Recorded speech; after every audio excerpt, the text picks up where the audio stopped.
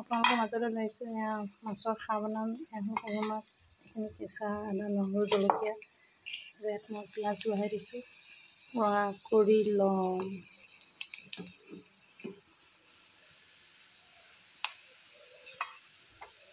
তাত মই এতিয়া এইখিনি দি দিম।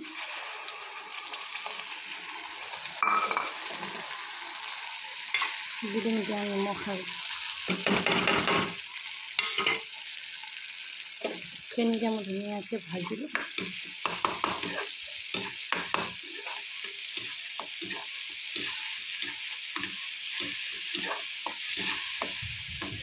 ভাজা হৈ যোৱাৰ পিছত মই ইয়াত সৰু মাছ দিম।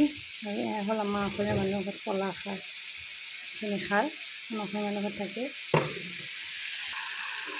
এইখিনি ভাজি হৈছে আৰু অকণমান বাকী আছে। এইখিনি অকণমান ৰঙা এটা হ'ব লাগিব, ৰঙা হ'ব লাগিব।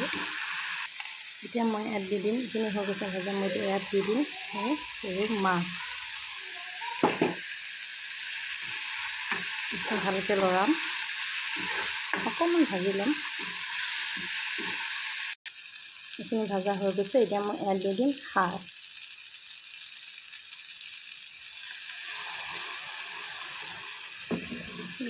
খাৰ মই মাছখিনি আনি থৈ দি দিছোঁ।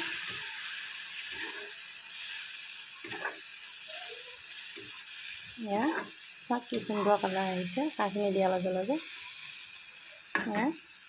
তাত মই এতিয়া দি দিম এয়া পানী। কোনোবা যদি শুকানকৈ বনাই খাওঁ বুলি ক'লেও পাৰে, পানী নিদিলেও হ'ব। মই শুকানকৈ বনোৱা নাই, মই অলপ পানী দি বনাইছোঁ। মোৰ মায়ে এনেকৈয়ে ভাল পায়, শুকান ভাতৰ সৈতে, গৰম ভাতৰ সৈতে সানি সানি খাবলৈ। আপোনালোকে বনাই খাই চাবচোন কেনেকুৱা লাগে। আমাৰ অসমীয়া সমাজত এইটো বস্তু প্ৰিয়। চাওক কি সুন্দৰ কালাৰ আহিছে, কি সুন্দৰ ৰং আহিছে, বহুত ধুনীয়া লাগে খাই। আপোনালোকেও ট্ৰাই কৰি চাব এনেকৈ বনাই। গৰম ভাতৰ লগত সদায় এইটো বস্তু দি সানি খাব। মোৰ হৈ গৈছে, এয়া নমাবলৈ হৈ গ'ল।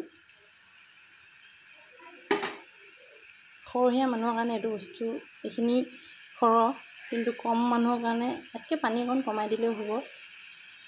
তাত মছলাটো কমাই দিলেও হ'ল, আদা নহৰু জলকীয়াটো কমাই দিলেও হ'ব। সৰহীয়া মানুহৰ কাৰণে ইয়াতকৈ অকণ বেছিকৈ বনাব পাৰে।